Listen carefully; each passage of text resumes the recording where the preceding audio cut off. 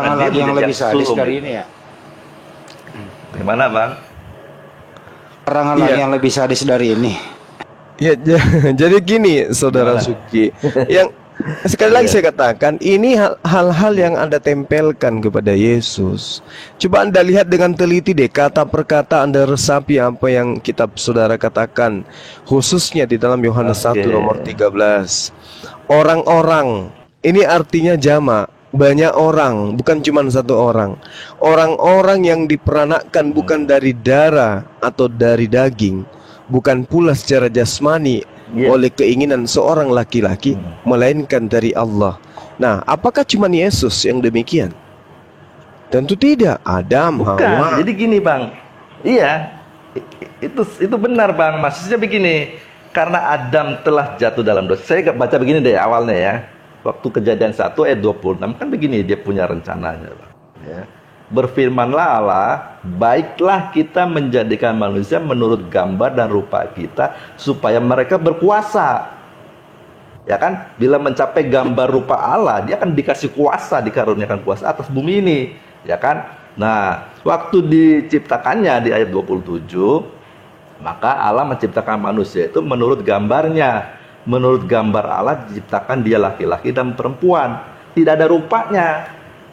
Nah, gambar ini komponen yang ada pada diri Allah, sang pencipta itu dia punya pikiran, punya perasaan, punya kehendak. Itu diberikan kepada manusia. Sama-sama punya kehendak. Nah, rupa ini adalah kualitas yang diinginkan pencipta itu ada di dalam diri Adam. Kualitas anak ini bagaimana bertumbuh sampai di mana level dia akan serahkan inilah bumi berkuasa supaya mereka berkuasa nih si Adam dan Hawa. Tetapi dalam perjalanan untuk mencapai keserupaan itu dengan diberikan dua pohon ini, pohon pengetahuan baik dan jahat dan pohon kehidupan, dia salah pilih. Dia mau menginginkan serupa dengan Allah sendiri, dia mau hidup sendiri, dia mau seperti Allah, malah jatuhlah karena dia mengikuti cara berpikirnya kehidupannya si iblis. Gagal ini manusia yang pertama dicipta.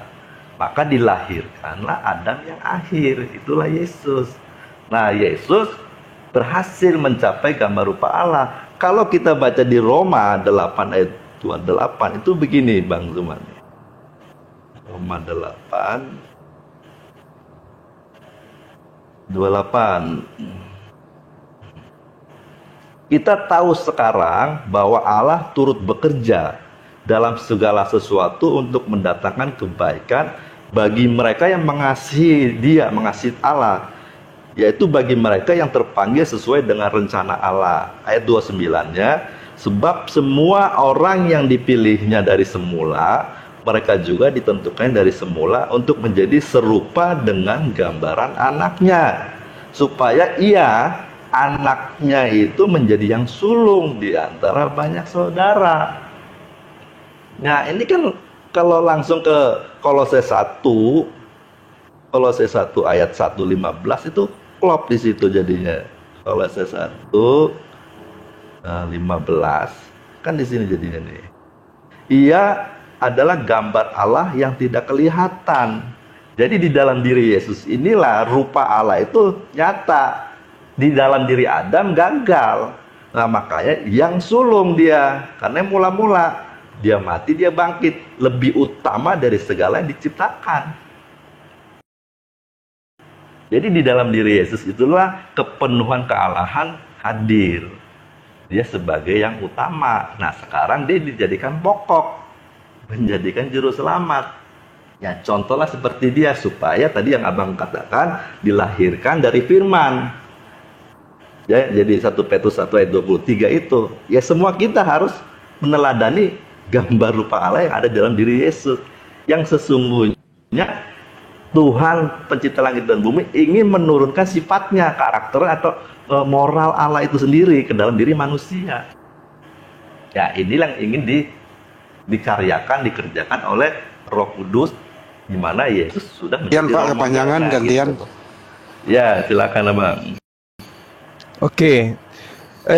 Hujatan yang pertama yang mencoba Anda doktrinkan ke kita di sini bahwa Adam itu ketika Anda menggunakan data dari agama orang lain, Pak. Kita harus malu gitu loh. Yang punya kitab tidak memahami seperti Anda. Oke? Ini kitabnya Yahudi, tapi Anda mencoba untuk menarasikan narasi pagan. Coba saya katakan, Pak ya, dalam Kejadian 1 nomor 26, berfirmanlah Tuhan, baiklah kita menjadikan manusia menurut gambar dan rupa kita, supaya mereka berkuasa atas ikan-ikan di laut dan burung-burung di udara dan atas ternak dan atas seluruh bumi dan atas segala binatang melata yang merayap di bumi. Kira-kira kalau fitnahan saudara ini, ya, ternyata Adam tidak makan buah baik dan buruk, kira-kira Adam bisa nggak menguasai alam semesta? Kalau Tidak Adam itu makan culun. buah. Tunggu. Kalau Adam tidak makan, ya. Fitnahan Kristen itu adalah Adam mewariskan dosa. Adam merusak moral disebabkan tuduhan hanya satu aja, yaitu makan buah pengetahuan baik dan buruk. Bagaimana mungkin Adam yang sudah disetting dengan gambar yang menjadi sketsa Tuhan, yang sudah menjadi program Tuhan terhadap Adam ini bisa berlaku, berkuasa kepada ikan-ikan di laut, burung-burung yang ada di udara, ternak dan atas seluruh bumi. Bahkan bumi, Pak, atas segala binatang melata yang merayap di bumi. Bagaimana seorang yang dungu, culun, gak ngerti baik dan buruk bisa menguasai ini semua? Coba Anda terangkan ke saya, bagaimana seorang Adam yang tidak tahu baik dan buruk bisa menguasai alam semesta? Gimana caranya, Pak? Sementara dia sadari dirinya telanjang aja kagak. Lalu settingan Tuhan untuk Adam ini menguasai bumi itu kayak mana caranya? Coba silakan Anda gunakan logika sehat Anda dulu. Ya, jadi caranya itu sama seperti yang terjadi pada diri Yesus. Setelah dia taat dan tunduk kepada Bapaknya sampai mati di dalam diri Yesus, maka diberikan kuasa. Nah, di dalam diri Adam, Anda garang, Anda. Tunggu Pak, tunggu. Termasuk apa yang Anda sampaikan menurut Yesus itu doktrin, karena Anda pingin kali Yesus ini duduk seperti Hercules, duduk seperti Arjuna. Tapi nggak berlaku bagi orang berakal, Pak. Adam sebelum dicipta, manusia sebelum dicipta, memang peruntukannya sudah disetting oleh Allah, sudah disetting untuk menguasai alam semesta. Nah, sedangkan di sana ada hal yang mengganjal. Ternyata ada yang disusupkan kemudian oleh Kristen, bahwa pengetahuan Adam tentang baik dan buruk, tentang pengetahuannya ia tentang ikan, burung, ternak atau segala bumi dan apapun yang ada di yang merayap di bumi ini, itu diawali dari dosa yang dilakukan oleh Adam. Anda sadar enggak sampai di situ? Kalau Adam tidak berdosa, Adam tidak terkutuk, maka dia tidak bisa menguasai alam semesta. Apa seperti itu yang Tuhan katakan dalam kitabnya orang Yahudi? Bagaimana mungkin kemudian Tuhan men-setting suatu keadaan Adam bisa menguasai langit alam semesta ini kalau dia tidak tahu baik dan buruk? Tapi ternyata menurut mimbar gereja, karena Adam melakukan dosa inilah sampai Adam dan keturunannya bisa menjadi pemimpin di atas muka bumi terhadap makhluk-makhluk yang lain. Nah, sekarang permasalahannya adalah, apakah ini kutukan atau ini adalah berkat? Berkat Adam makan buah baik dan buruk, Adam bisa serupa dengan Tuhan. Kan segambar maksudnya. Anda ingin mengatakan Adam itu adalah rupa, Adam itu adalah gambaran Tuhan. Kalau Adam itu culun, tidak tahu baik dan buruk, apakah itu merupakan gambar Tuhan? Apakah Tuhan itu tidak maha tahu? Apakah Tuhan itu bukan pemimpin? Apakah Tuhan itu bukan yang berkehendak, bukan yang berkarya? Nah, bagaimana seorang Adam bisa serupa dengan Tuhannya kalau Adam sendiri sama seperti kambing, tidak tahu baik dan buruk? Coba Anda logikakan dulu. Anda pikirkan dulu kitabnya orang lain yang Anda hantam dengan dogma gereja ini. Dikatakan, baiklah kita menciptakan manusia Adam serupa dengan gambar dan rupa kita. Bagaimana mau serupa dan segambar dengan Tuhan? Tuhan maha mengetahui, Adam maha culun. Adam tidak tahu baik dan buruk, bahkan menyadari dirinya telanjang aja kagak. Kayak mana mau menyerupai Tuhan? Kayak mana mau segambar Tuhan? Sementara segambar Tuhan di sini artinya berkuasa, berkuasa terhadap ikan di laut, berkuasa terhadap binatang yang ada di darat, berkuasa atas segala binatang, berkuasa atas seluruh bumi. Kayak mana mau serupa dengan Tuhan kalau Adam tidak tahu baik dan buruk? Coba Anda bantu diri Anda untuk memahami ini, silakan. Iya, jadi artinya seorang anak ya, ini diciptakan, dilahirkan, dia akan diberikan kuasa pada saat dia sudah dewasa. Ngomongin Adam lari ke Yesus. Nah, keserupaan di Adam, keserupaan Adam dengan Allah, itulah posisi di mana Allah akan mengaruniai kuasa atas alam semesta ini. Tetapi di dalam perjalanan untuk mendewasakan Adam itu, di mana ada pohon pengetahuan baik dan jahat, ini gambaran di mana di sana ada iblis. Ya, jangan ikuti filosofi cara hidup iblis. Di sana ada pohon kehidupan. Di situ adalah kehendak Tuhan, ada kebenaran, ada Tuhan itu sendiri di sana hadir. Nah, bagaimana si Adam yang punya kehendak bebas akan memilih, mau memilih kepada siapa berpihaknya. Di sini ada kehendak bebas. Kalau dia memilih terus kepada Tuhan, tunduk terus, taat kepada Tuhan, maka ada level tertentu dia akan jadi serupa. Serupa itu maksudnya sudah dewasa, di mana dia akan diserahkan bumi ini. Begitu Bang, karena dia tidak taat, ya dimatikan. Maka jika engkau makan, jika engkau bergaul, bersekutu dengan iblis, kamu akan mati. Ya matilah sekarang. Kan seharusnya dia diciptakan harus kekal, abadi. Nggak salah. Ya. Anda keliru. Keliru di sini. Ini kelirunya Anda. Adam dicipta itu bukan untuk kekal di Gan Eden, Bang. Dia dicipta itu untuk di bumi, untuk berkuasa di bumi. Jadi mau tidak mau dia harus diusir dari Gan Eden, karena Gan Eden itu bukan tempat beliau bukan tempat beliau menjadi tujuan beliau dicipta. Berfirmanlah Tuhan, baiklah kita menjadikan manusia menurut gambar dan rupa kita.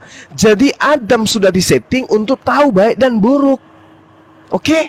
Jangan difitnah. Iya, boleh. Hah? Enggak. Memang begitu. Memang begitu. Ini fitnahan dari gereja yang mengatakan ada mewariskan dosa, ada mewariskan ini dan itu. Ini fitnah yang sudah ribuan tahun kalian anut. Baiklah kita menjadikan manusia menurut gambar dan rupa kita, supaya mereka berkuasa. Bagaimana mungkin kemudian Adam bisa berkuasa kalau dia tidak tahu baik dan buruk? Adam tidak serupanya seekor kerah kalau dia tidak tahu baik dan buruk. Meskipun ada tangan, meskipun ada kaki, ada otak di kepala, kalau dia tidak tahu baik dan buruk, apa ubahnya dengan seekor monyet kerah? Dia mana bisa berkuasa atas ikan-ikan di laut, burung-burung di udara. Dia tahu dirinya telanjang aja kagak. Jadi supaya dia berkuasa, supaya dia serupa, supaya dia segambar, supaya dia menguasai alam semesta ini, dia wajib hukumnya untuk mengetahui baik dan buruk. Barulah sempurna penggenapan firman Tuhan itu. Jadi kalau dikatakan oleh Tuhan, marilah kita menciptakan Adam serupa segambar kita, supaya dia berkuasa atas ikan di laut, burung di udara, atas ternak, atas seluruh bumi, atas segala binatang, tapi dia tidak tahu baik dan buruk. Itu sama halnya apa? Sama halnya dia berbicara tentang batu. Tapi apakah Tuhan mensifati seperti itu? Mungkin. Ketika Tuhan mengatakan, Adam kita ciptakan serupa dengan gambar kita, berkuasa atas segala bumi, maka Tuhan harus melengkapinya dengan pengetahuan baik dan buruk. Supaya apa? Supaya dia berkuasa. Jadi dia makan buah itu bukan kutukan, itu settingan Tuhan. Kan tadi udah bilang, marilah kita menciptakan, menjadikan menurut gambar. Artinya menurut settingan. Tuhan yang men-setting itu semua, Pak. Jadi kita jangan menambah-nambahi kitabnya orang. Silakan. Ya, saya bacakan di Kejadian 2 ayat 17 16 ya. Lalu Tuhan Allah memberi perintah ini kepada manusia. Semua pohon dalam taman ini boleh kau makan buahnya dengan bebas, yaitu makanan buat jasmani ya. Tetapi pohon pengetahuan tentang baik dan jahat itu janganlah kau makan buahnya, sebab pada hari engkau memakannya pastilah engkau mati. Kejadian 3 ayat 22, Kejadian 3:22 kan begini. Berfirmanlah Tuhan, karena ini udah makan buahnya ya, pohon pengetahuan baik dan jahat. Sesungguhnya manusia itu telah menjadi seperti salah satu dari kita, tahu tentang baik dan jahat. Maka sekarang jangan sampai ia mengulurkan tangannya dan mengambil pula dari pohon buah kehidupan itu dan makannya, sehingga ia hidup untuk selamanya. Nah, ayat 22 ini pengertiannya bahwa begini. Adam itu telah makan buah pohon pengetahuan baik dan jahat, sehingga dia tahu baik dan jahat. Tetapi baik dan jahatnya ini bukan atas perspektif dari Tuhan, perspektifnya dari iblis. Tuhan menginginkan Adam memiliki pengetahuan baik dan jahat itu berdasarkan perspektif dari Tuhan. Tetapi ini berbeda. Dia tahu baik dan jahatnya, tetapi berdasarkan pengajaran filosofi dari si iblis. Maka nggak boleh dia makan buah pohon pengetahuan baik, buah pohon kehidupan supaya dia tidak kekal, harus mati dia. Tapi kalau dia mengerti baik dan jahat sesuai perspektif Tuhan, dia akan dihidupkan selamanya abadi.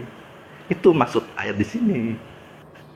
Gitu, Bang Juma. Bukan berarti pohon pengetahuan baik dan jahat itu iblis lalu ini pohon kehidupan nggak? Di dalam pohon kehidupan pun ada baik dan jahatnya, pengertiannya berdasarkan perspektif Tuhan. Nah, karena dia telah mengetahui baik dan jahat berdasarkan pengertian iblis, nggak boleh kekal ini hidup, bahaya gitu, dimatikanlah dia. Nah, ini sebenarnya harusnya tahu juga Bang Zuma, cuman perspektifnya ini yang salah. Gitu Bang, makanya nggak diberikan kuasa itu. Oke, baik. Jadi gini Bang, Anda mencoba menarasikan sesuatu yang tidak sesuai dengan pemahaman yang punya kitab. Coba Anda lihat, Anda sendiri yang membaca loh. Tetapi pohon pengetahuan tentang yang baik dan yang jahat, ini siapa yang menciptakan pohon jahat ini? Menurut saudara siapa yang ciptakan? Pohon jahat ini siapa yang ciptakan? Ya Tuhan sendiri itu. Ya Tuhan.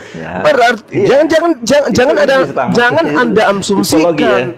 Jangan Anda asumsikan seakan-akan Anda itu lebih Tuhan dari Tuhan. Tuhan telah menciptakan sebuah pohon, yang lain boleh dimakan. Tapi pohon baik dan jahat jangan dimakan. Artinya Tuhan sudah men-setting semuanya. Tuhan sudah mengatur segalanya. Artinya kejahatan itu pun Tuhan yang ciptakan. Apa buktinya? Tuhan mengatakan jangan engkau makan pohon pengetahuan tentang yang baik dan jahat, dan janganlah kau makan buahnya, sebab pada hari engkau makannya pasti engkau mati. Lalu Tuhan berfirman, tidak baik kalau manusia itu seorang diri, aku akan menjadikan penolong bagi yang sepadan dengan dia. Nah coba, Adam dilarang kan? Adam dilarang. Setelah dilarang Adam, Tuhan mengatakan tidak baik kalau dia seorang diri. Adalah lebih baik dia makan, dia ciptakan, maka dia menciptakan seorang pasangan. Nah sekarang pertanyaannya, ada nggak larangan kepada Hawa? Wahai Hawa, jangan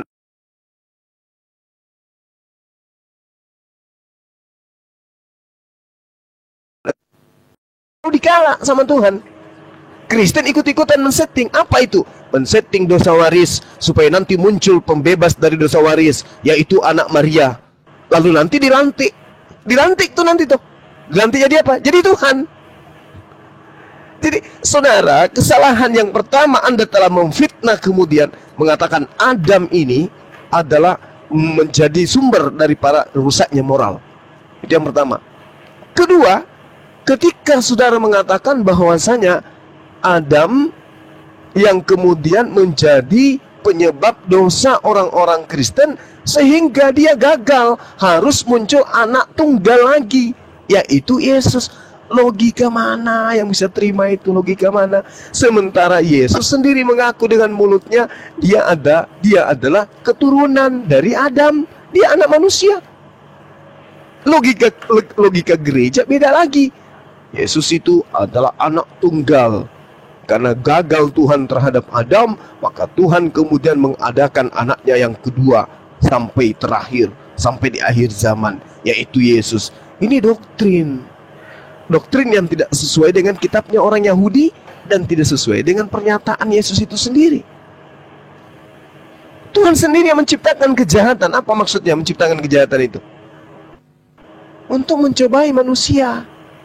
Karena jelas sekali poin yang diajarkan oleh Yesus dalam kitab yang Anda imani, bahwasanya semua manusia itu dihakimi berdasarkan perbuatan masing-masing, diupah berdasarkan perbuatan masing-masing. Jadi tidak ada kemudian settingan yang Tuhan mau, dalam arti kata manusia harus mewarisi dosa. Tidak. Yang ada itu buatan Kristen. Makanya kalau kita mencari data, baik itu dari Bible sendiri atau dari gereja, mana informasi dari Tuhan bahwa Adam itu mewariskan dosa, tidak akan pernah ditemukan. Kenapa? Karena ini hanya doktrin yang dijajakan supaya nanti Yesus dijadikan tumbal untuk menghapuskan dosa waris itu. Ya, pahami Bang? Yehezkiel 18, Mazmur 62, Pengkhotbah 12, Matius 16, Yohanes 5, Kolose 1, Wahyu 20, Wahyu 22, semua mengajarkan, dan itu ada dalam kitab saudara, bahwa Tuhan pencipta langit dan bumi akan memberikan upah kepada seluruh manusia berdasarkan perbuatan masing-masing. Bukan perbuatan kakeknya, bukan perbuatan buyutnya. Itu poin. Jadi dosa waris itu nggak ada. Yang kita lihat sekarang ini adalah bohong waris. Kebohongan yang diwariskan secara turun-temurun sudah 2000 tahun. Itu yang perlu Anda sadari. Silakan. Iya. Jadi kalau tadi pohon pengetahuan baik dan jahat itu adalah figuratif ya, figuratif dari iblis. Nah, itu yang dipahami di dalam Alkitab. Lalu mengenai dihakimi menurut perbuatan, ya itu benar sekali. Nah, lalu tentang dosa waris itu kalau saya boleh analogikan begini Bang, boleh ya dengar sedikit ya. Misalnya saya punya perusahaan nih Bang, ya kan, saya mau serahkan nih kepada anak saya. Nah, sebelum saya serahkan, saya harus sekolahkan dulu nih anak ini satu, ya, kuliahkanlah supaya dia punya pengetahuan tentang kepemimpinan lah perusahaan. Setelah sekolah, ditunggu-tunggu 4 tahun ternyata gagal, nggak lulus, ya kan? Nggak mungkin saya serahkan nih, dia nggak mungkin bisa pimpin. Nah, dia gagal, tapi dia udah harus dewasa, udah harus kawin, dia kawin lah, udah. Kamu punya ijazah cuma SMA, dia punya anaknya semua pasti levelnya SMA. Nah, saya putus lagi satu anaknya, sekolah, kuliah. Nah, ini berhasil. Nah, yang berhasil yang kedua ini, saya serahkan di perusahaan. Ini gambarannya sebenarnya kalau saya lihat itu Alkitab begini, antara Adam dan Yesus. Mengapa keturunan si anak yang pertama ini cuma lulusan SMA? Itulah keberadaan keberdosaan. Tetapi yang kedua ini sarjana. Sarjana ini yang dikehendaki Tuhan. Inilah segambar serupa yang dimau oleh Tuhan. Nah, Adam ini tidak mencapai itu, maka anak cucunya dikatakan mewarisi keberadaan Adam yang tidak mencapai gambar rupa Allah. Nah, gambarnya seperti itu, Bang Juma. Makanya Yesus setelah dia mencapai gambar rupa Allah, dia dijadikan juru selamat, pokok, aitios ya, sebagai penggubah. Jadi dia punya hak untuk mengubah manusia. Makanya dia bilang, jadikanlah semua bangsa muridku. Ayo, harus diajar oleh pengajaran Yesus. Nah, harus diubah hidupnya supaya dia menjadi serupa. Kalau namanya murid belajar kan, kalau dia sudah tamat, pasti dia selevel dengan gurunya. Nah, itulah Roma 8 ayat 29, supaya menjadi serupa dengan gambaran anaknya. Atau kalau Paulus mengajarkan di Filipi itu, hendaklah kita memiliki pikiran perasaan Kristus, supaya sejiwa, sepikiran dalam menjalani kehidupan di bumi ini bersama semua manusia. Pikirannya pikiran Kristus itu, yang saling mengasihi, menolong begitu. Nah, memang semua orang akan dihakimi menurut perbuatan, tetapi nggak mungkin ada bisa penghakiman kalau tidak ada hakimnya. Nah, hakimnya itulah Yesus ini, karena dia yang paling puncak, paling mulia hidupnya, maka dia yang berhak untuk menilai saudara-saudaranya di bawah yang tidak mencapai gambar rupa Allah. Nah, bagaimana dia menilainya ya?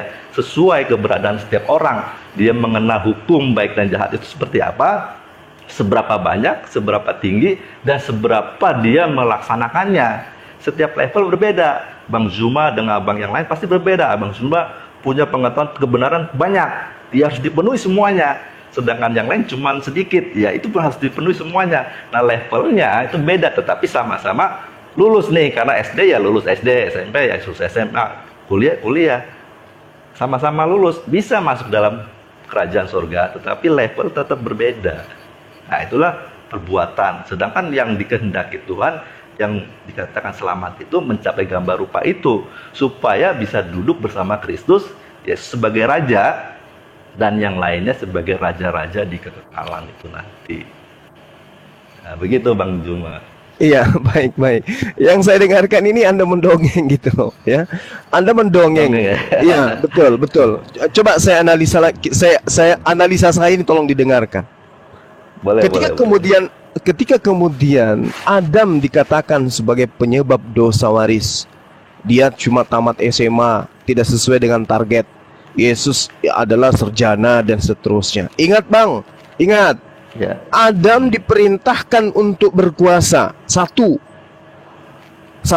Kedua, Adam belum tahu baik dan buruk. Ketiga, ketika ada perintah kemudian dia jatuh ke dalam dosa itu, pelanggaran. Ingat, Hawa tidak diberi perintah. Hawa kemudian tercipta. Iblis merasuki Hawa. Hawa kemudian makan. Kejadian 3 nomor 13, yang bersalah adalah iblis. Nanti ketika muncul di ajaran Farisi, Roma 5 nomor 12, barulah Adam yang terdakwa. Jadi memang Farisi ini, orang Paulus ini, memang menjadikan Adam ini sebagai terdakwa, penyebab. Tapi Tuhan sama sekali tidak. Kejadian 5 nomor 2, Tuhan memberkati Adam dan keturunannya. Itu pahami dulu.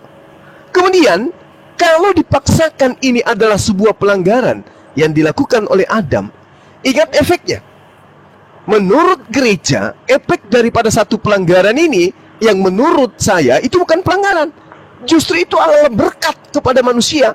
Dengan Adam makan buah ilmu pengetahuan baik dan jahat, manusia bisa mengetahui baik dan jahat, dan manusia bisa merealisasikan tujuan Tuhan menciptakan dirinya. Apa itu? Menjadi pemimpin.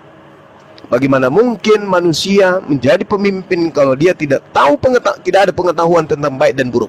Tidak mungkin itu. Itu mustahil. Nah, keluar dari zona itu kemudian Kristen member gereja mengajarkan bahwasanya akibat dari pelanggaran oleh karena makan buah ilmu pengetahuan baik dan jahat, maka kemudian Adam dan keturunannya itu jatuh kepada maut, jatuh ke dalam dosa, jatuh kepada maut. Sehingga dibutuhkan pendamai antara Tuhan dengan manusia setelah manusia dan Adam dan keturunan itu jatuh ke dalam dosa. Coba Anda bayangkan itu efeknya. Cuman karena makan buah ilmu pengetahuan, efeknya sangat luar biasa. Lalu bagaimana dengan Yesus yang Anda katakan sarjana? Berapa banyak hukum Tuhan yang dia langgar? Berapa banyak ketetapan hukum-hukum Tuhan yang dia langgar? Betapa banyak kemudian ketentuan, hukum, aturan main yang Tuhan berikan kepada manusia, khususnya kepada Bani Israel, yang dilanggar oleh Yesus. Adam cuma satu. Yesus semua hukum Taurat dilanggar. Apa pembuktiannya? Coba Anda baca kutipan dari Paulus dalam Efesus 2 nomor 15.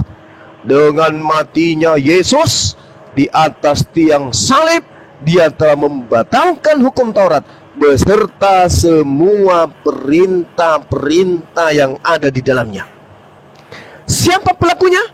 Apakah Yesus? Bukan. Bukan Yesus pelaku inti. Yesus itu hanya aktor. Yang menjadi pemain, sutradaranya itu adalah iblis. Apa buktinya? Yang merasuki Yudas adalah iblis. Yang Yesus katakan, akulah yang memilih kamu yang 12, tapi satu di antara kalian adalah iblis. Dan iblis itulah yang membuka tabir tempat persembunyian Yesus. Kata Yudas, yang aku cium itulah Yesus, tangkaplah dia. Setelah Yesus ditangkap, dia dibunuh. Setelah dia dibunuh, digoreng oleh Paulus. Yesus yang kau salibkan itu telah mati dan dibangkitkan oleh Allah untuk menjadi Tuhan, baik untuk orang mati maupun orang hidup. Barang siapa yang berkata Yesus itu adalah Tuhan, maka dia akan diselamatkan. Ini karya siapa? Karya siapa Yesus ini harus mati di atas tiang salib? Karya iblis. Yesus membatalkan hukum Taurat dengan segala perintah yang ada di dalamnya. Apa efeknya? Baca di dalam Ulangan 21 nomor 27 nomor 26. Barang siapa yang tidak mempraktekkan hukum Taurat ini dengan perbuatan, maka terkutuklah dia. Hari ini Kristen yang mengaku pengikut Bani Israel, Kristen yang mengaku sebagai anak-anak Elohim, apakah mereka masih mempraktekkan hukum Taurat? Tidak. Apa kata Tuhan? Terkutuklah mereka. Jadi yang Anda katakan sarjana tadi itu lulus SLB aja kagak. Jadi jangan ngadi-ngadi, Bang. Adam hanya satu pelanggaran, itu pun sudah diberkati kembali oleh Tuhan. Dan Anda mengatakan itu adalah satu kesalahan fatal yang menyebabkan keturunannya berdosa sampai Yesus itu datang. Satu aja. Mari saya kasih pengukuran sebagai alat untuk mengukur dan menimbang. Yesus mengatakan sebelum munculnya Paulus, sebelum munculnya Markus, Lukas dan seterusnya, Yesus mengatakan apa? Menurut pengakuan peneliti kitab saudara, apa yang dikatakan? Dalam Matius 5 nomor 19, barang siapa yang noise, tolong dimatikan dulu yang noise. Dikatakan bahwa begini, kata Yesus, barang siapa yang meniadakan hukum Taurat, meskipun yang paling terkecil, lalu mengajarkan kepada orang lain, maka dia akan menempati tempat terendah di dalam kerajaan langit, alias neraka. Yesus sendiri yang mengatakan itu. Lalu siapa yang terkutuk di atas tiang salib membatalkan segala perintah yang ada dalam hukum Taurat? Yesus sendiri. Berarti Yesus terkutuk. Paulus betul dengan mengatakan orang yang disalib itu terkutuk sebagaimana yang tertulis, terkutuklah orang yang mati di atas tiang salib. Yesus mati terkutuk. Pertanyaannya, kembali kepada surga atau kembali kepada neraka? Orang yang mati terkutuk di atas tiang salib karena membatalkan perintah-perintah Tuhan. Jadi kalau ada yang mengatakan Yesus sekarang terangkat ke surga, bullshit. Saya katakan Yesus itu masuk ke neraka yang paling dalam. Kenapa? Ya menurut pengakuan dia sendiri. Barang siapa yang meniadakan hukum Taurat, meskipun yang paling terkecil, dan mengajarkan kepada orang lain, maka dia akan menempati tempat terhina di dalam kerajaan langit. Yesus mempraktekkan itu enggak? Mempraktekkan. Makanya Paulus mengatakan dia mati secara terkutuk di atas tiang salib. Lalu sarjana apa yang Anda katakan tadi? Yesus sarjana, maka dia akan mengembalikan, memulihkan orang, akan menjadi anak-anak Elohim. Itu bullshit itu, Bang. Di gereja boleh, tapi kami yang belajar Bible tidak akan Anda temukan mempercayai apa yang Anda narasikan. Mohon maaf, ini narasi yang Anda harus camkan baik-baik. Satu-satunya manusia yang akan berada di tempat terendah di dalam api neraka hanya Yesus. Kalau apa yang dinarasikan Paulus itu betul. Efesus 2 nomor 15. Yesus, dengan matinya Yesus, dia telah membatalkan hukum Taurat beserta segala perintah yang ada di dalamnya. Baca Ulangan 21 nomor 23. Orang yang tidak melakukan hukum Taurat, maka dia dihukum setara dengan penjahat, dan mayatnya tidak bisa menyentuh tanah, harus diturunkan sebelum hari Sabat. Dan itu dilakukan dan dipraktikkan dan dialami oleh Yesus. Na'udzubillah tsumma na'udzubillah. Ya, jadi ini yang Anda harus redungkan. Kalau Anda fitnah, saya katakan saya tidak memfitnah, tapi saya mengatakan Yesuslah yang harus bertanggung jawab di dalam api neraka yang paling dalam. Karena dia telah membatalkan 600 perintah, ditambah lagi 10 perintah dan seterusnya. Karena dengan matinya dia membatalkan segala perintah yang ada dalam hukum Taurat. Kecuali Anda ingin mengakui, Bang Suma, yang sebenarnya itu adalah kebohongan dari Paulus. Yesus selamat. Tapi kalau Anda mengatakan Paulus itu rasul, Yesus yang korban. Oke? Antara Yesus yang korban atau Paulus yang korban, harus ada salah satunya. Silakan.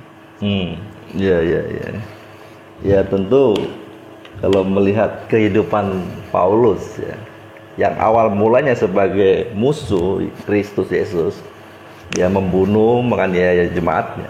Sekarang dia berbalik sebagai pembela Kristus. Tentu mereka bersekutu sama, tidak lagi berseberangan. Jadi saling melengkapi perjuangan dari Yesus itu sendiri.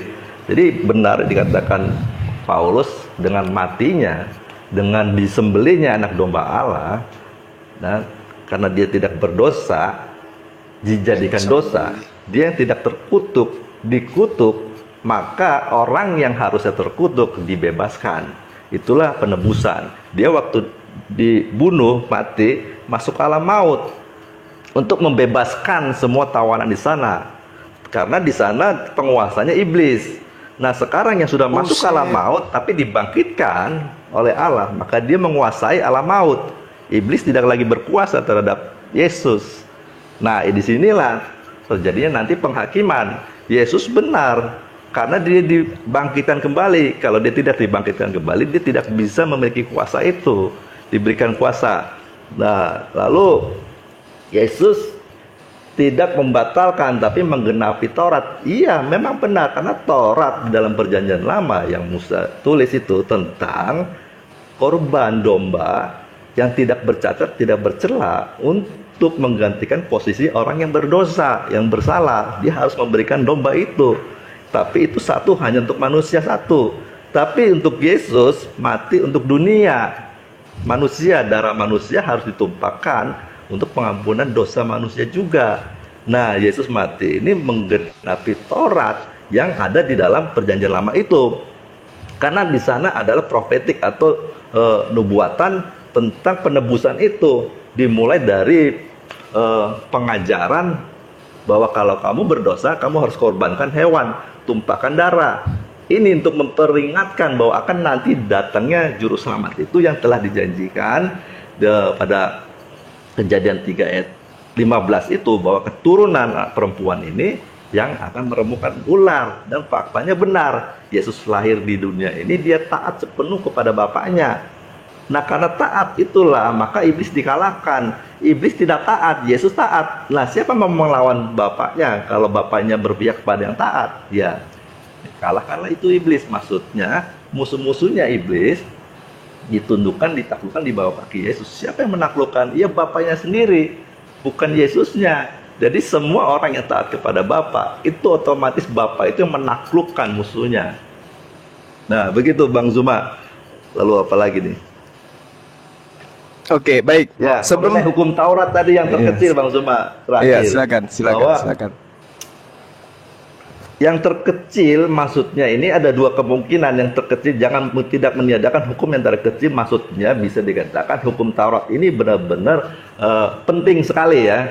Dan yang kedua, bahwa yang terkecil itu bicara tentang hukum yang batin sifatnya. Selama ini yang tertulis itu kan jangan membunuh. Secara literal, harafiah, ada fakta pembunuhan. Itu baru berdosa. Tetapi dikatakan yang terkecil itu di dalam batin. Jadi jika orang membenci saja sudah dikatakan membunuh. Ini pengajaran lebih mendalam. Itulah namanya hukum Taurat yang terkecil. Sama seperti berzina. Bukan hanya sekedar orang telah melakukan pelanggaran bersuami istri karena bukan pasangannya, dikatakan berzina. Tetapi kamu melihat lalu mengini saja kamu sudah berzina. Ini pengajaran lebih batinnya. Karena Tuhan mau menulis hukumnya di dalam batin, bukan lagi di dalam loh batu. Nah, itu maksud dari hukum yang terkecil. Jika kamu mengajarkan seperti ini, kamu posisinya di tempat yang tinggi. Tapi kalau kamu mengajarkan yang harafiah itu, kamu terendah. Nah, kebenaran ini kalau orang mengerti, lalu dia menjalankan, dia posisinya akan tinggi. Karena batin dia itu yang dibersihkan. Jadi, nara. Kalau Yesus mengatakan bukan apa yang masuk ke dalam perut, yang menajiskan, tetapi yang keluar. Jadi lisan ini memang perlu jaga, batin hati ya, harus dijaga supaya baik dan memberkati orang dan menyenangkan Tuhan. Itulah namanya menyembah Tuhan lah. Kalau saya dalam pengertian saya itu, kalau segala sesuatu yang menyenangkan, berkenan, itu menyembah.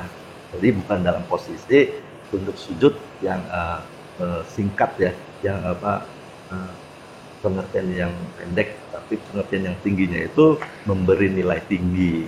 Jadi ajaran yang ditaati itulah menyembah. Ya demikian Bang Juma. Oke, baik. Saya ingin membacakan nasihat-nasihat Salomo ya. Dikatakan di dalam Amsal 12:22, orang yang dusta bibirnya adalah kekejian bagi Tuhan, tetapi orang yang berlaku setia dikenannya. Saksi yang setia tidak berbohong, tetapi siapa yang menyemburkan kebohongan adalah saksi dusta.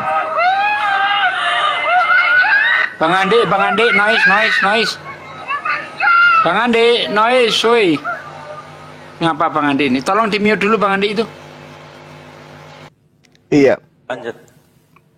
Ya, lalu kemudian saudara tadi menarasikan tentang Yesus, tentang hukum Taurat dan seterusnya. Yesus sendiri mengatakan di dalam Yohanes 7:49, orang banyak ini yang tidak mengenal hukum Taurat, terkutuklah mereka. Mbak, Anda bayangkan itu, betapa dahsyatnya perkataan Yesus ini. Tidak mengenal hukum Taurat, apalagi tidak mempraktekkan, terkutuk. Kata siapa? Kata Yesus. Kalau kematian Yesus membatalkan segala aspek yang ada dalam hukum Taurat, dia tidak perlu mengucapkan kata ini. Kenapa? Karena toh setelah aku mati, ini hukum Taurat sudah nggak berlaku. Berarti sebelum dia mati pun orang yang tidak melakukan hukum Taurat sah-sah saja. Sah-sah saja. Kalau orang tidak melakukan hukum Taurat, Yesus tidak mati sah-sah saja. Nah, Yesus sendiri mengatakan, orang banyak ini yang tidak mengenal hukum Taurat, terkutuklah mereka. Orang yang tidak mengenal hukum Taurat terkutuk, apalagi yang tidak mempraktekkan. Kok tiba-tiba dia harus mati untuk menghapuskan semua hukum Taurat dan semua perintah yang ada dalam hukum Taurat? Ini pengajaran dari mana? Pengajaran dari Roma, Yunani, Barat, sampai ke Anda. Sedangkan Yesus mengatakan yang tidak mempraktekkan itu adalah terkutuk.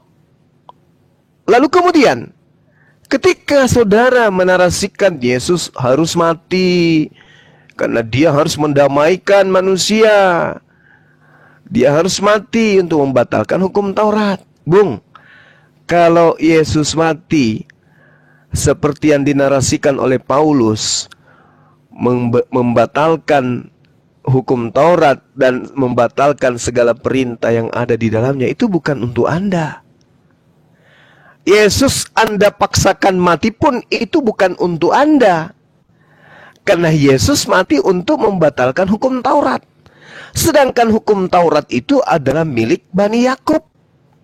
Ulangan 33 nomor 4. Musa telah memerintahkan hukum Taurat kepada kita, suatu milik jemaah Yakub. Anda bukan jemaah Yakub.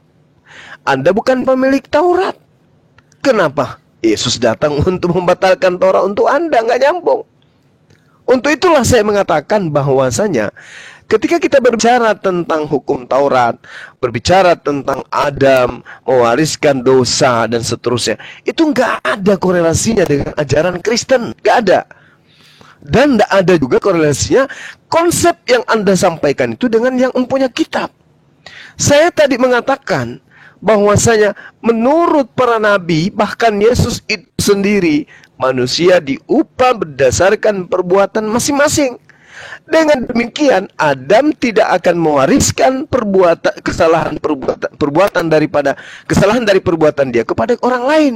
Gak mungkin. Itu mustahil kalau Anda percaya kepada Bible. Karena Bible mengatakan manusia diupah berdasarkan perbuatan masing-masing.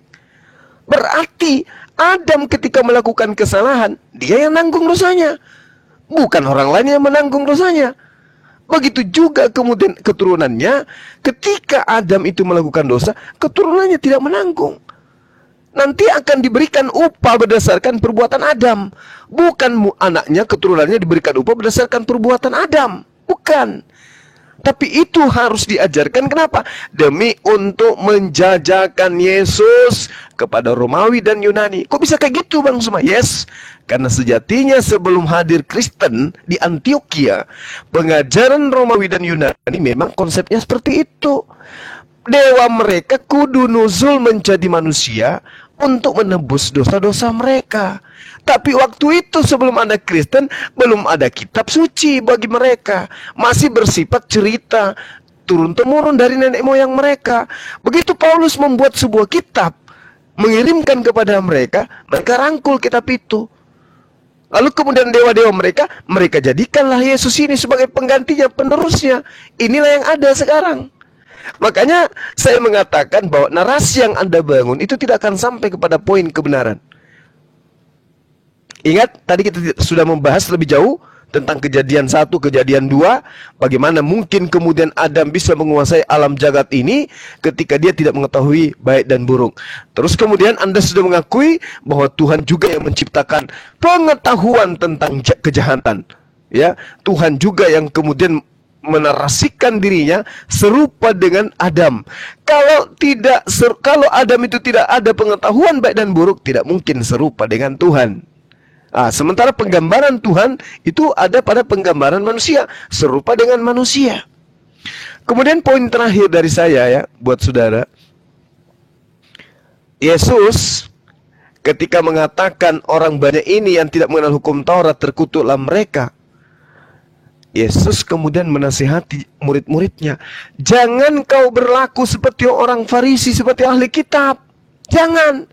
Mereka menduduki kursi Musa, tetapi mereka tidak mempraktekkan hukum Taurat. Nah, ini yang perlu saudara pahami. Harus ada yang jadi korban. Apakah itu Paulus ataukah Yesus? Paulus mengatakan Yesus telah membatalkan segala perintah yang ada di dalam hukum Taurat. Itu kata Paulus. Yesus sendiri mengatakan bahwa barang siapa yang meniadakan setitik pun dari hukum Taurat, maka dia akan menempati tempat terendah. Kalau Paulus betul, maka Yesus ada di dalam neraka. Kalau Yesus yang betul, ya, kalau Yesus yang betul, berarti Paulus yang berbohong. Anda jadi korban. Ternyata apa yang dinarasikan oleh Paulus tentang Yesus mati dengan menghapuskan hukum Taurat, itu tidak benar adanya. Atau kalau misalnya memang betul adanya, berarti Yesus di neraka.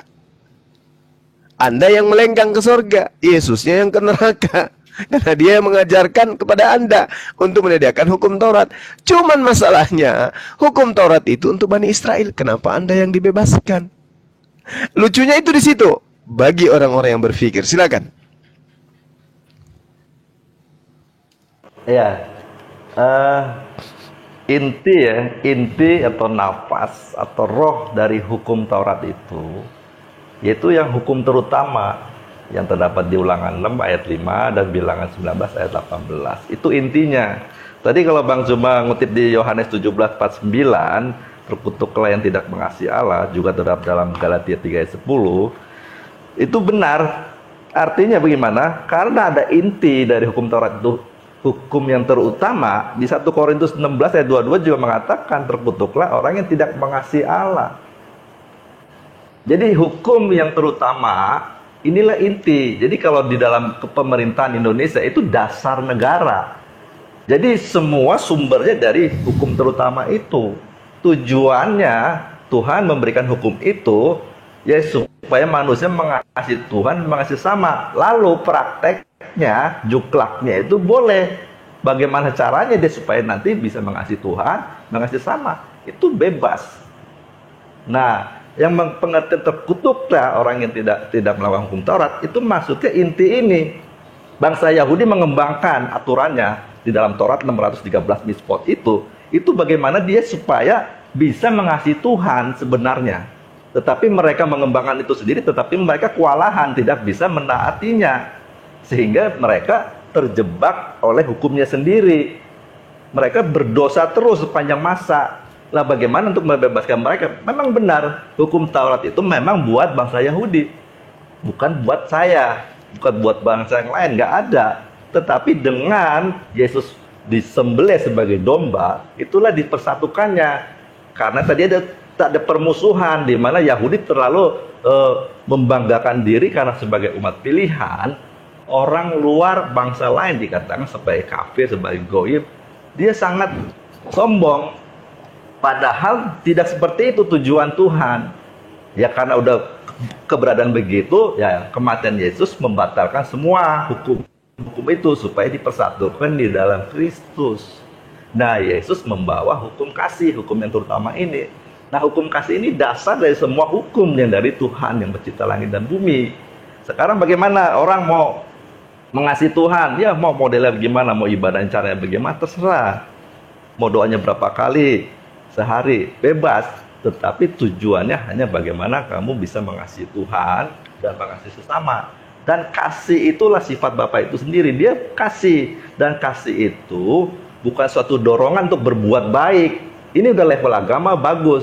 Tapi kasih adalah suatu keberadaan di mana diri orang ini, apa yang dipikirkan, dirasakan atau diputuskan atau diperbuat itu sesuai dengan kehendak Bapa atau sesuai dengan pikiran perasaan Tuhan. Di mana telah dicontohkan, dia telah hadir di dalam diri manusia Yesus. Maka dikatakan sebagai firman jadi manusia. Di dalam diri manusia Yesus inilah dia mengenakan firman Allah. Jadi kalau kita semua ini yang dilahirkan oleh firman Allah, ya kita jadi anak-anak Allah. Di mana Yesus yang anak Allah yang sulung. Ya karena dia sulung, saudara tertua, tentu diberi kuasa lebih banyak dibanding yang lainnya. Ya begitu Bang Suma. Tapi maaf Bang Suma, ini udah agak malam ya, harus istirahat ya ini. Oh iya Halo. Bang. Boleh. Boleh ya? Iya. Kalau mau istirahat, Terima iya. kasih. Buat Bang Silakan. Suma, Bang Dewa, Iya. Bang Andi, Bang Sugi, Oke. Bang Dalbo, dan Makasih Pak. Iya. Bang apa nih sahabat? Sorry tadi saya kepental. Gitu ya. Oke, terima kasih, selamat malam ya Bang ya. Iya. Ya, selamat malam. Pak. Oke Bang. Ya, selamat malam. Silakan. Next Pak Sugi kalau boleh kasih pergi dia. Next ya, lain kali jangan terlalu kelewatan lah. Begitu ya. Aduh, ngarang bebasnya berlebihan kali ya. Lagi-lagi disebabkan oleh karena itu menurut saudara Suki tadi, bahwasanya oleh karena itulah orang-orang yang mentaati katanya disebut sebagai anak-anak Allah. Ini yang saya tentang dari tadi pagi. Sekali lagi saya katakan, saudara Kristen ini bukan anak-anak Elohim. Ya, bukan. Karena anak-anak Elohim itu diterangkan di dalam Amsal 3 11 12 menurut agama mereka ya, menurut kitab yang mereka gunakan. Hai anakku, janganlah engkau menolak didikan Tuhan, dan janganlah engkau bosan akan peringatannya, karena Tuhan memberi ajaran kepada yang dikasihinya seperti seorang ayah kepada anak yang disayangi. Ya. Jadi yang disebut sebagai anak di sini atau orang yang intim, orang yang dekat kepada Tuhan Elohim menurut Amsal 3 adalah mereka yang tidak menolak didikan. Sedangkan Kristen ini adalah suatu pengajaran yang tidak lagi hidup di bawah didikan Tuhan. Dalam arti kata, Tuhan mendidik dengan cara memberikan ketetapan, ketentuan, hukum-hukum, peraturan, dan seterusnya. Makanya dikatakan dalam Yosua 22 nomor 5, Ulangan 18 nomor 1, Ulangan 11 nomor 1, dan seterusnya, orang yang mendekatkan diri kepada Elohim adalah mereka yang melakukan dengan setia, menambatkan hatinya kepada hukum-hukum Tuhan. Itu yang disebut sebagai orang yang intim, anak-anak Tuhan menurut mereka. Orang yang menerima didikan, layaknya anak yang menerima didikan dari sang ayah. Ini yang dikatakan dalam Amsal 3. Sedangkan Kristen ini adalah sebuah komunitas yang ada di dalam Galatia 5 nomor 1. Dengan matinya Yesus, kita telah dibebaskan dari aturan dan dimerdekakan dari penghambaan, dari kuk penghambaan. Jadi orang Kristen lagi tidak mendengarkan didikan. Oh, tapi Bang, semua mereka masih ibadah. Itu bukan ibadah itu mereka. Mereka ritual. Ibadah minggu, ada perintah? Nggak ada. Nakalan, Bang. ada perintah? Nggak ada. Enggak, Bang. Ada menyembah Yesus, ada perintah? Nggak ada. Makan babi, melanggar semua hukum Taurat, ada perintah? Nggak ada. Mengatakan Nggak hukum ada, Taurat itu Paman. kutukan, ada? Nggak ada. Mengatakan hukum Taurat itu sampah, apakah ada perintah? Nggak ada. Semua nggak ada. Nggak ada, Paman. Jadi mereka ini bukan anak-anak Elohim dalam perspektif Yahudi, bukan. Karena kenapa? Anak-anak Elohim itu santer-santernya ketika mereka berkorban, kurbannya adalah hewan. Sementara teman Kristen yang dipersembahkan sebagaimana yang ada di dalam Ibrani 9, ya, Yesus itu yang dipersembahkan, di mana Yesus itu manusia, supaya dia seumpama dengan kurbannya orang Yahudi, maka disebutlah manusia ini sebagai anak hewan, anak domba, untuk kemudian mengaburkan agar seakan-akan sama korbannya orang Yahudi dan korbannya orang Kristen itu sama-sama hewan. Sebagaimana perintah Tuhannya orang Yahudi dalam Amsal 1 nomor 2, jika di tengah-tengahmu orang Israel ada yang ingin mempersembahkan kurban kepada Tuhan, maka hendaklah ia mempersembahkan dari hewan ternak, sapi, lembu, kambing, domba. Nah, sementara mereka mempersembahkan, ya, seperti yang dikatakan di dalam kitab mereka, ya, anak manusia. Sementara yang butuh persembahan manusia hanya dewa Molok. Jadi mereka bukan anak-anak Elohim, bukan anak Elohim, bukan anak-anak Tuhan, apalagi anak Allah. Itu penghujatan, penistaan. Ini orang Kristen harus tahu nih. Kalian dengan mengatakan Yesus itu atau mengakui diri kalian sebagai anak-anak Allah, itu sudah menistakan agama Islam, menistakan Allah Subhanahu wa taala. Pahami itu. Jadi adalah lebih baik kalau Anda ganti kitab saudara pada revisi berikutnya, di dalam Galatia itu Anda katakan bahwa kalian itu adalah anak-anak Theos, atau anak-anak Elohim, atau anak-anak Adonai, atau anak-anak Yahweh, atau kalau mau yang sangat-sangat sesuai, anak-anak dewa Molok. Demikian dari saya. Terima kasih. Silakan yang lain. Oke, makasih Gurunda. Ya teman-teman Kristen yang ada di bawah silakan naik untuk diskusi ya secara santun.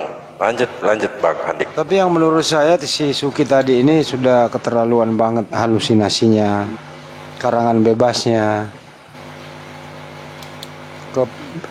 Tidak ada endingnya gitu. Tapi ya saya salut sama orang kayak gini, selalu melakukan sesuatu. Saya rasa dia sendiri nggak ngerti apa yang dia ucapkan gitu. Serius. Jadi ngomongnya panjang itu dia lupa apa yang dia telah ngomongin gitu. Nggak tahu dia belajar di mana. Adam lah dibawa-bawa, dosa Adam sampai ke Yesus. Yesus yang melanjutkan, mati. Seakan lebih tahu dari Tuhan. Iya, lebih tahu dari Tuhan dia. Allahu Akbar. Apa ya? Dia mengatur strategi gitu ya, merubah semua kehendak Tuhan gitu. Jadi dia menjadi Tuhan cadangan gitu. Saya yang nggak habis pikir itu Bang Andi. Kitab Kejadian 1 ayat Kejadian 3 ayat 15. Di situ kan apa? Tuhan itu mengutuk ya kepada perempuan dan ular. Aku akan mengadakan permusuhan antara engkau dan perempuan ini, antara perempuan keturunanmu dan keturunannya. Keturunannya akan meremukkan kepalamu dan engkau akan meremukkan tumitnya. Ini kok bisa lari ke Yesus loh? Itu akal saya kok nggak nyampe kalau ini diarahkan ke Yesus. Karena jelas untuk memahami ini kan harus kita lihat pada saat kata-kata itu diucapkan. Nah di sini Tuhan ini sedang ngomong sama Hawa dan sama ular. Aturan ini, ayat ini ya paling banter bisa dipahami itu kepada seluruh manusia.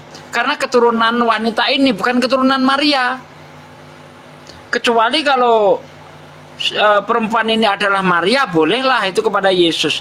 Ini kepada Hawa loh. Kan jadi nggak bisa kalau itu dikerucutkan hanya kepada Yesus.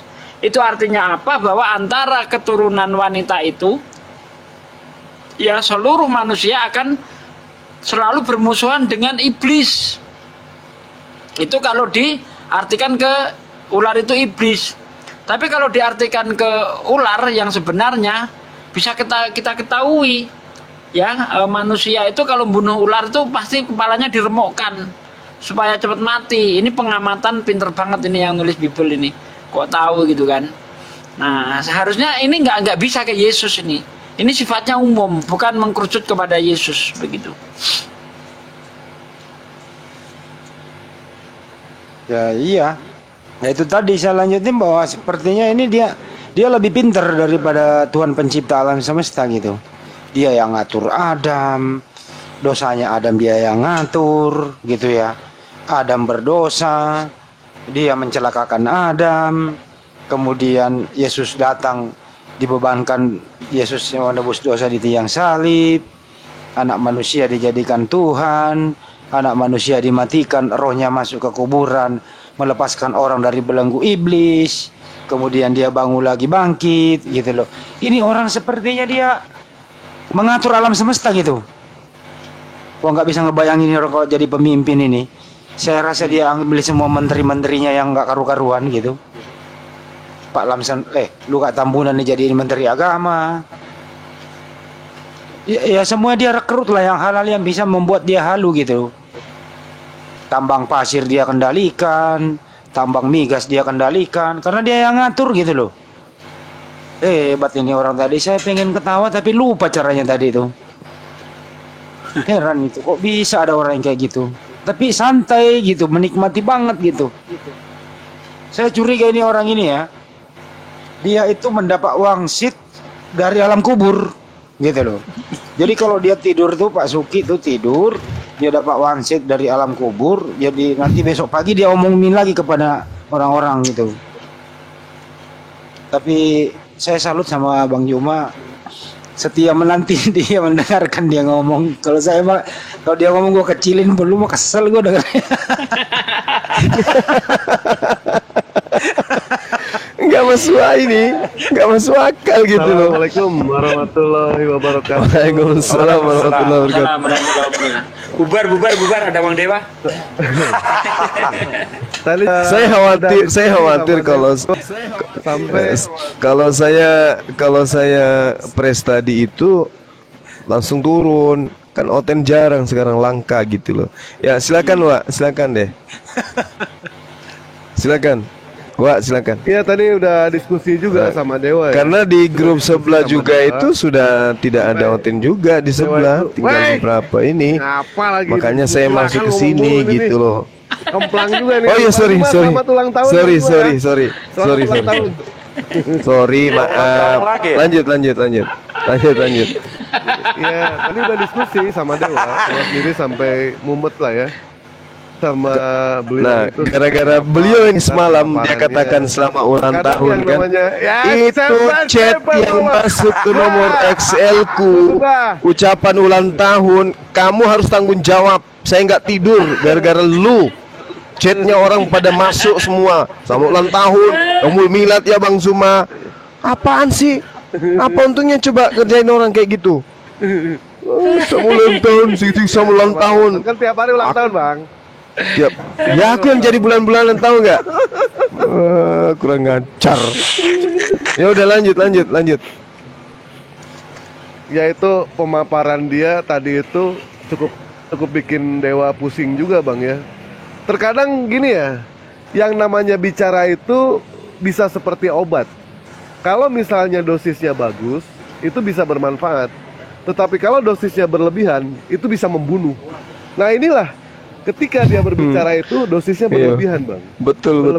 Sampai akhirnya membunuh akal dia. Dan ketika kata-kata abang nih ya, ketika kata-kata abang tidak lagi bisa menyadarkan Pak Suki tadi, musibah nanti yang akhirnya akan menyadarkan dia. Tetapi jika musibah tidak membuat juga sadar juga, kan yang akan menyadarkan dia, yang akan mengeras kepala dia. Setelah itu tidak ada lagi penyesalan. Tadi Dewa sudah memaparkan ya ajaran kasih. Bahkan Dewa sudah memberitahu ayat-ayat di dalam Bible. Masa ada yang namanya ajaran kasih seperti ini? Tetapi Dewa menerangkan di dalam Islam itu bukan hanya mengajarkan ajaran kasih. Nabi Muhammad bukan mengajarkan ajaran kasih, tetapi ajaran kasih dan ajaran sayang. Ini udah kalah langkah. Tapi memang dasar sudah puyeng dewa itu tadi, mendingan dewa keluar lah. Daripada nggak ketampung otak, mendingan keluar. Akhirnya cabut aja udah dewa. Itu mungkin tambahan dari dewa. Tadi seru juga sama Bunda Rama itu. Terus saya turun itu tadi. Nangis dia, Ustadz Sugi nangis gara-gara Bang Handi. Tadi juga ada ibu-ibu tuh lucu juga. Saya bikin happy dia, saking happynya dia nggak merasa kalau dia happy gitu loh. Itu habis sama saya itu tadi Bang Andi. Perempuan itu.